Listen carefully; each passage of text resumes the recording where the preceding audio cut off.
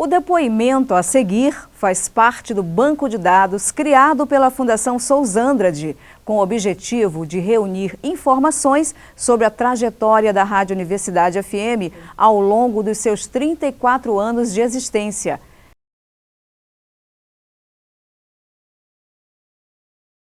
Quem é você? José Carlos Conceição dos Santos, nascido em 16 de agosto do ano de 1953 em São Luís, Maranhão. Como você chegou à Rádio Universidade, José Carlos? Bem, eu sou servidor público federal desde o ano de 1972, 8 de novembro de 72.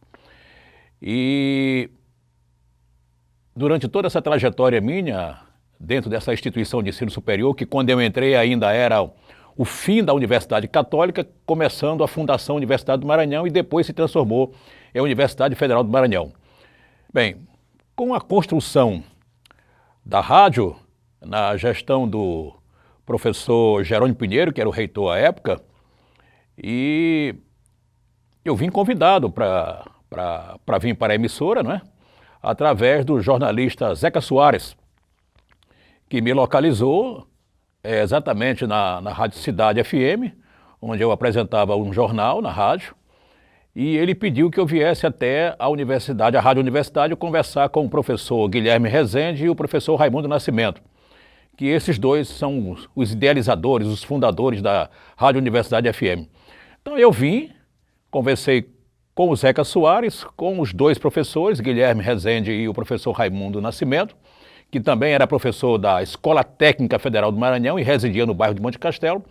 E a partir daquele momento nós começamos a trabalhar a perspectiva da emissora, né? E que ela está em voga até hoje, 106,7, até hoje trabalhando, né? E eu fiquei aqui até um certo tempo e depois eu tive que me afastar, fui para o município de Bacabal e após 23 anos eu retorno novamente a esta emissora. E fico muito satisfeito, muito feliz de estar novamente e findando a minha trajetória dentro da universidade na emissora Rádio Universidade FM. Bom, na gestão do professor Guilherme, a rádio já estava criada. Ela foi criada, na verdade, na gestão do professor José Maria Cabral Marques. Sim. O que é que você se lembra desse período? Olha, nesse período aí, exatamente o que eu falei anteriormente.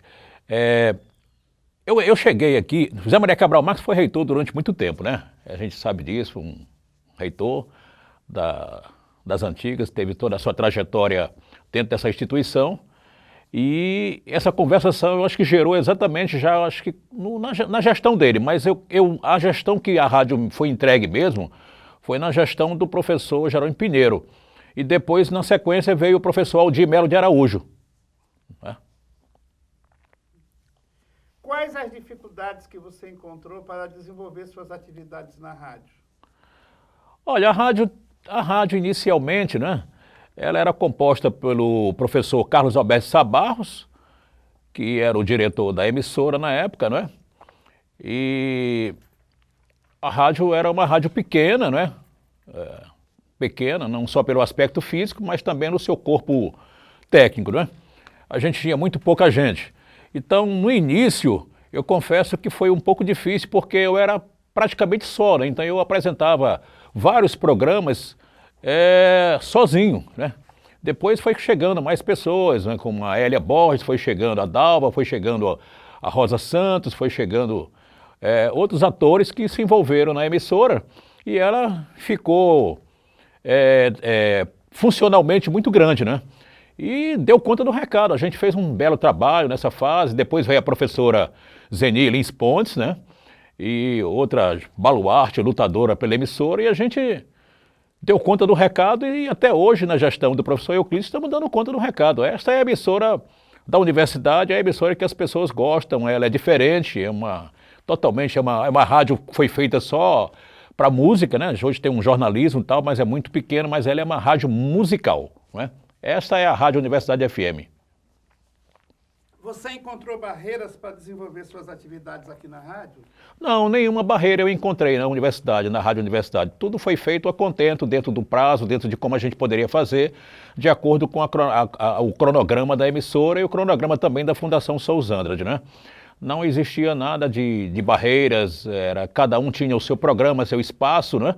E a gente fazia o trabalho. O que tinha de complicado era porque a rádio saía muito do ar e tinha problemas, às vezes passava 15, estourando 16 dias fora do ar, mas isso era uma coisa muito técnica, não era uma coisa pessoal ou funcional das pessoas que trabalhavam nela, que operacionalizavam nela. Era uma coisa técnica. Mas quanto a isso, era tudo tranquilo. Todo mundo fazia seu trabalho, todo mundo alegre, todo mundo divertido. E a gente era a própria rádio, a cara da emissora, né? Como era a divisão de atividades postas em prática nesse primeiro período que você esteve na rádio? Nesse primeiro período, as divisões eram feitas, nós sentamos uma equipe, né, junto com o professor Carlos Alberto Sabarros, que em memória, né, foi o diretor, né, e foi divididas as tarefas para cada pessoa, né, foi de acordo com os programas que foram criados na grade da emissora, né. Tinha Santo de Casa, que era com Rosa Santos, né? Aí já tinha o Samba Pé de Passagem, que já era comigo, que eu apresentava, dia de sábado, né? Também eu apresentava o jornal, né? Também nos intervalos, né? E sim, os outros programas que foram criados com João de Paula, com a própria Rosa que eu já falei, a Dalva, a Hélia, que apresentou também o programa Samba Pé de Passagem, depois veio o Adão, e outros atores que me fogem no momento aqui, mas foram colegas que estiveram presentes, cada um no seu cronograma, cada um dentro do seu programa. Você percebia alguma forma de censura para trabalhar na rádio? Não, hipótese alguma, não havia censura. Nem censura, nem censores, né? Tudo normal. Faça sempre referência à minha pergunta na sua resposta, tá? Porque a ideia é a minha pergunta não aparecer, só a sua resposta.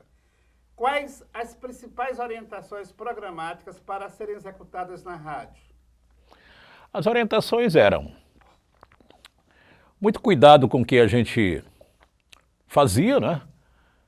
Com as nossas apresentações, com as nossas falas, as nossas entrevistas, né? E era um cuidado que nós temos até hoje. Quer dizer, eu cheguei aqui em novembro de 2019 e encontrei a mesma dedicação, a mesma cronologia, a mesma preocupação que a gente tinha naquela fase inicial. Tudo tranquilo. Quais os principais programas desenvolvidos na rádio quando você atuou nela? Nós tínhamos Jornal Universidade, nós tínhamos Santo de Casa, nós tínhamos o Rádio Opinião, nós tínhamos o Samba de Passagem e me foge um pouco agora, confesso que foge, mas esses programas todos existiram e alguns outros que me fogem agora no momento, mas todos eles alinhados, todos eles dentro do que a Fundação exigia. Você foi um dos criadores do programa O Samba Pé de Passagem. Como é que foi? Mas o Samba Pé de Passagem é uma coisa que marcou a minha vida, né? Eu passei muitos anos fazendo esse programa, apresentando esse programa. E esse programa, ele não tem só a minha face, não tem só a minha cara, como ele tem a minha dedicação, ele tem o meu esforço, ele tem o meu carinho, ele tem um amor que eu tinha por esse programa. E esse programa, ele ficou muito grande na cidade de São Luís, né, de São Luís, né? Tanto é que havia até uma certa disputa entre o Samba Pé de Passagem e um programa que o Arlindo Roberto apresentava na Rádio Ribamar, não é? Também ele disputava também com o César Roberto, que apresentava também um programa na Rádio Mirante. Quer dizer, veja só a que nível chegou o Samba Pé de Passagem. Então ele ficou muito forte, muito grande. Foi um programa onde se lançou vários atores aqui no mercado da radiofonia, no mercado da música ludovicense, né? Como Trem das Onzes, Serrinha e Companhia, e outros atores Samba Selma, né? Esse povo todo passou aqui no Samba Pé de Passagem. Inclusive eles estiveram ao vivo, participando ao vivo, tocavam ao vivo, dia de sábado. O programa começava às 12 e terminava a 1h da tarde, às 13 horas.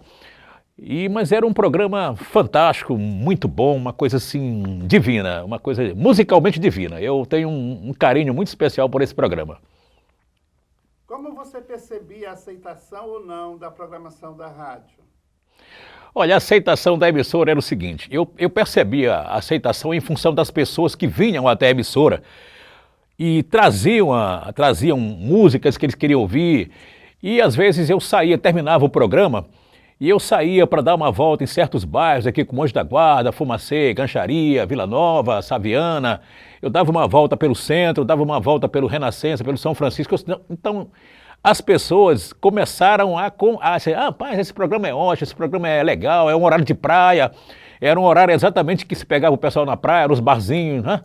E era um programa que ele ficou muito grande mesmo, e confesso que foi um programa fabuloso, fantástico. Qual o principal programa da rádio e por que, na sua opinião? O principal programa da rádio? Olha, não teve uma questão de principal programa. Todos os programas eram bons, né? Eu falei do Samba Pé de Passagem porque eu apresentava ele, né? Mas todos os programas eram bons. Rádio Opinião era muito bom, o Santo de Casa era muito bom, Rádio Opinião muito bom, tudo era bom, né? Todos os programas eram fortes, cada um com seu público, cada um com a sua audiência, né? Como você percebia o Prêmio Universidade, criado para reconhecer, por meio de honrarias, os principais valores e projetos culturais de nosso Estado? Fale sobre o Prêmio Universidade. Mas o Prêmio Universidade, eu acho que, na minha concepção, foi mais do que merecido, tanto por parte do governo do Estado, e também pela lembrança da própria instituição de ensino superior, no caso a Universidade Federal do Maranhão e a Fundação Sousandras, que é a mentora da Rádio Universidade FM. Então é o seguinte, era um prêmio onde foi um prêmio onde se deu valor, onde se valorizou a prata da casa, os profissionais que faziam a emissora, a grade da emissora, se valorizou os servidores também, que faziam a radiofonia, que faziam o Frazão, o Nonato, o Belarmino, o Jurandir Serra, o Álvaro, né? Essa equipe toda, que a gente não era nada sem esse pessoal. A gente tinha que trabalhar exatamente em consonância com essa turma que era técnica, da técnica, ficava atrás, nos bastidores. Então, o prêmio foi merecido. Parabéns na época para o governo do Estado do Maranhão, parabéns para a instituição de ensino Universidade Federal do Maranhão, e parabéns para a Fundação Sousandras. Confesso, o prêmio foi mais do que merecido, foi merecedor, para todos que foram contemplados naquela fase. Como você vê a Rádio Universidade como campo de estágio para estudantes do campo da comunicação? A Rádio Universidade como campo de estágio, ela realmente teria que acontecer, tinha que acontecer, porque aqui dentro da emissora, aqui dentro da rádio, a gente poderia trabalhar com esse alunado, com esses discentes, em várias etapas, né? A gente fazia uma espécie de uma seleção, observava esse alunado, para que ele tinha mais predisposição, se era para apresentação, se era para locução, se era para entrevista, se era também para digitação de jornais, era também, deixa eu ver o que mais, poderia ser também para reportagem de campo, né? Então era tudo isso, a gente ficou trabalhando em cima desse alunado em consonância com a coordenação do curso de jornalismo, né? Eu lembro bem que tinha o professor Nilson, né? Que Deus o tenha, infelizmente faleceu, né? Tinha o professor Odorico, tinha o professor Raimundo, tinha o professor...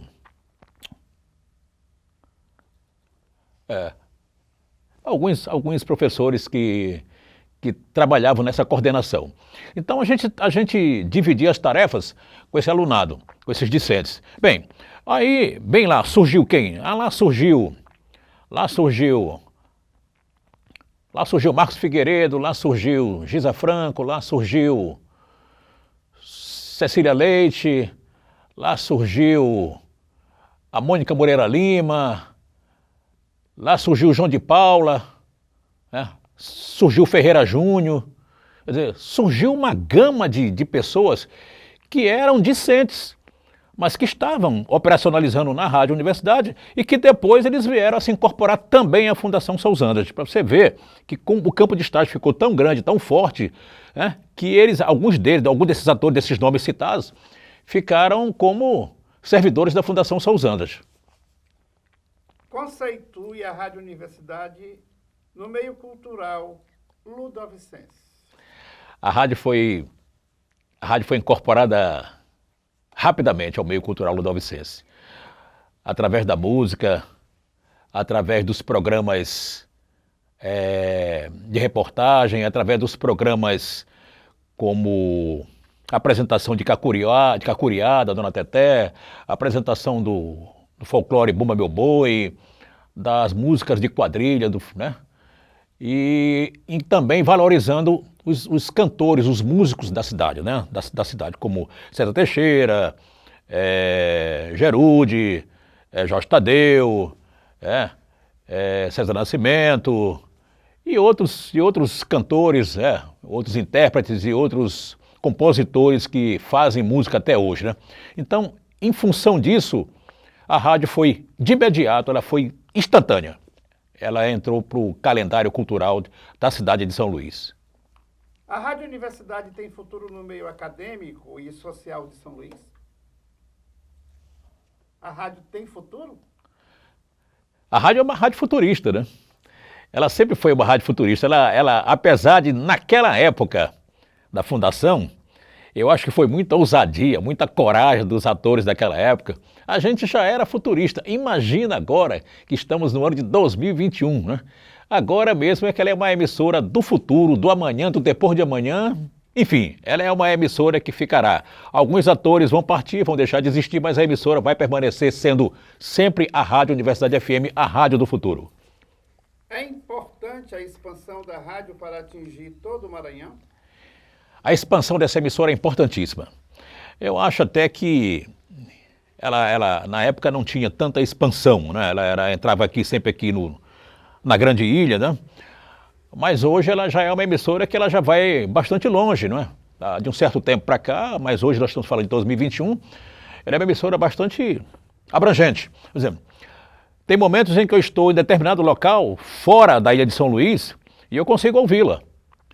Eu já ouvi esta rádio em Bacabal, a Rádio Universidade FM, eu já ouvi esta Rádio Universidade FM em Vitorino Freire, eu já ouvi a Rádio Universidade no município de Bom Lugar, Maranhão, eu já ouvi a Rádio Universidade no município de São Mateus, eu já ouvi a rádio em São Luís Gonzaga e já ouvi a rádio em Conceição do Lago Açu, para você ver até onde esta emissora está chegando e quem são as pessoas que estão começando a aderir a esta emissora. Então, ela é uma rádio expansionista. Como você vê a internet e o futuro da Rádio Universidade?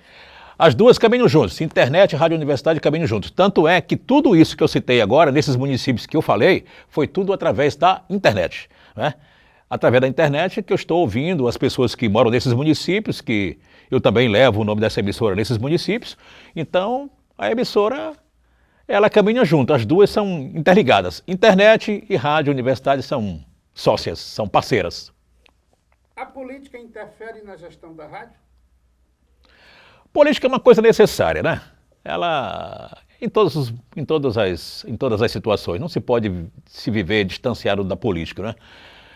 Não é, aqui não falo da política partidária, e também pode ser que é partidária, né? Mas esse tipo de política pode ser política funcional, política administrativa, ou mesmo partidária, né? Todas elas fazem parte. Isso aí é uma coisa muito, eu acho, na minha concepção, eu, José Carlos, acho tudo muito natural e acho que em função disso a emissora também chegou a esse patamar, porque também teve um lado político para ela poder chegar também onde estamos, né? E ainda vamos chegar. Eu queria só voltar um pouquinho atrás. Por que você deixou a rádio no primeiro momento que você saiu? No primeiro momento eu deixei a rádio porque eu fui para o município de Bacabal e lá naquele momento estava sem uma gestão naquele momento lá, não é? Então eu fui para lá e fiquei como gestor por um certo tempo no campus da Universidade Federal de Bacabal. E depois a universidade enviou a professora Francimar Carvalho, que já foi a pessoa que me substituiu. E como eu já estava lotado lá em Bacabal e já tinha constituído família no município de Bacabal, eu fiquei. Depois veio o professor Francisco Marinho Antunes, ficou como diretor, e depois ele se afastou para período de férias. Eu assumi novamente o intertício, né, da direção do campus, e depois ficou a vacância e eu fiquei novamente como diretor até que chegou o professor Antônio Evaldo Almeida Barros. Depois veio a professora Cíndia Brustolin e a professora Ceália, e veio também o professor Márcio Javan Cabelo de Lima, e logo depois, novamente, eu voltei novamente a ser diretor até o ano de 2019, onde eu voltei novamente para São Luís, no dia 8 de novembro do ano de 2019. Quer dizer, deixei o batente da administração do campus de Bacabal e voltei a São Luís, e estou aqui na Rádio Universidade. Para encerrar, com uma frase, conceitue a Rádio Universidade. Mas o tempo só não é bom para quem não pode e não sabe esperar. Essa é a minha frase. É possível que eu não tenha feito as perguntas que você esperava. Então fique à vontade para apresentar as suas considerações finais. Bem, eu quero agradecer bastante primeiro ao grande arquiteto do universo, que é o nosso regente aqui na Terra, né? E quero agradecer também a todas as gestões, a todos os gestores que passaram nessa universidade, até chegar ao professor Dr. Natalino Salgado Filho, que é o atual reitor, né? A todos os vice-reitores, a todos os coordenadores, professores que fizeram a coordenação do curso, diretores que estiveram à frente da Rádio Universidade FM, que ainda estão até esse presente momento, e que outros virão também. A todos os alunos, aos discentes que fizeram com que ela tomasse uma alavancada, e também a esses novos atores que foram incorporados agora nesse ano de 2021. Eu quero dizer que quero agradecer sempre a minha existência, a minha vida terrênea, agradecer a minha família que sempre esteve lá do meu lado, junto. E aqui estou eu, com 68 anos, né? A idade nos queda, né?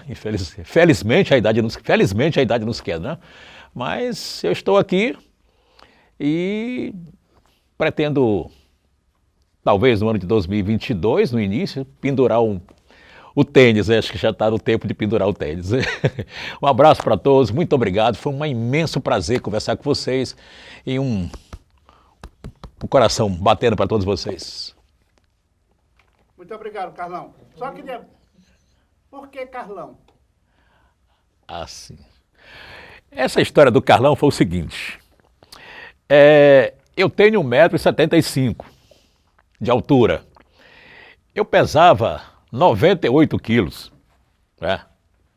Vocês podem imaginar que eu era um pouco gigante, né? Vocês até dizem, mas o cara hoje está mais magro. Sim, hoje eu estou mais elegante, né? Fisicamente mais elegante. Mas eu tinha 98 quilos. E cheguei a 99 quilos de massa, né? Aí foi que a minha esposa chegou e deu uma breca lá, disse, basta, você vai ter que reduzir o peso. Bem, em função da complexão física, as pessoas começaram a não me chamar de José Carlos ou de Carlos, começaram a dizer, pô, esse cara é um Carlão, é um grandalhão. E pronto, aí ficou essa história de Carlão. Foi isso que aconteceu. Esta ação tem apoio da Lei Aldir Blanc, por meio da Secretaria de Estado da Cultura, Governo do Maranhão, Governo Federal e da Universidade Federal do Maranhão.